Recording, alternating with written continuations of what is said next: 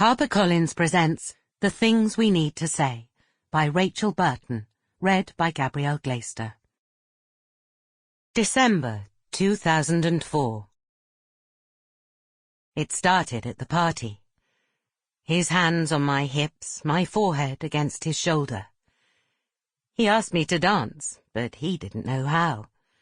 We stood together at the edge of the dance floor, shaking with laughter at his two left feet. I don't know how long we stood there. I don't know if anybody noticed. He'd waited for me, sitting with my friends, not sure if I'd turn up or not. I wasn't in the habit of going to work Christmas parties. I only went in the end because he said he would be there, because he said he would wait for me. I arrived just as the main course was being served. I slipped into the seat next to him. His hand brushed against my thigh as I sat down. He held my gaze for longer than he should have done. I fell in love with him that night, as we stood on the dance floor laughing, my hands on his waist, feeling the muscles of his back, the warmth of his body through his dress shirt, the press of him against my hip. That was where it began. I sometimes wonder if that should have been where it ended. But later that evening, as I got out of his car, and I said those words I should have kept to myself, we both knew there was no going back. July 2016. Fran.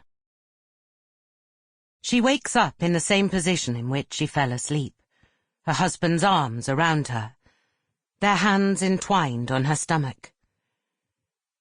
Neither of them have slept that deeply for months.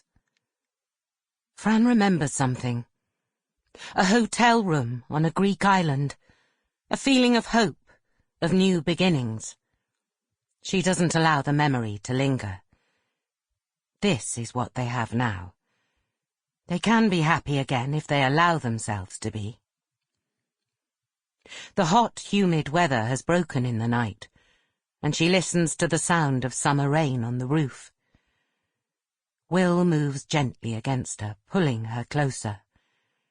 She feels his breath against her neck, and the sensation of hot liquid in her stomach, a combination of desire and need. This is their second chance. She can't let it pass her by. "I love you," Will says sleepily. "I love you too," she replies. It feels good to be saying it to each other again. She's never stopped loving him.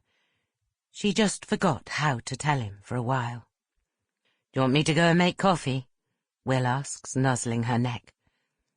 "Not just yet," she replies, turning around to look at him.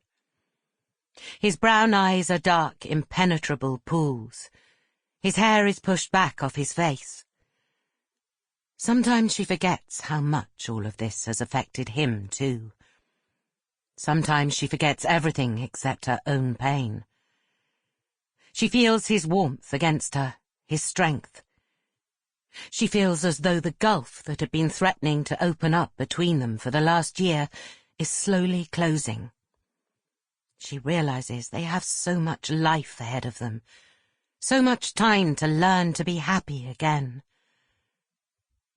"I thought I'd lost you," Will says quietly, reaching up to stroke her face. "I thought you'd gone, but recently I feel as though you've come back to me." She smiles softly. "I thought I'd lost you too," she says. "This last year has been—" She doesn't finish. She can't finish.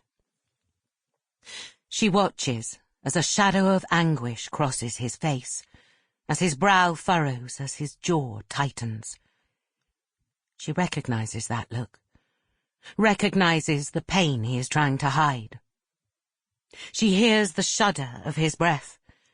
His eyes flick away for a moment. He pauses for a fraction too long.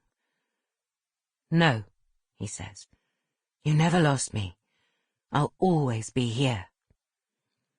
She kisses him gently then, Sample complete. Ready to continue?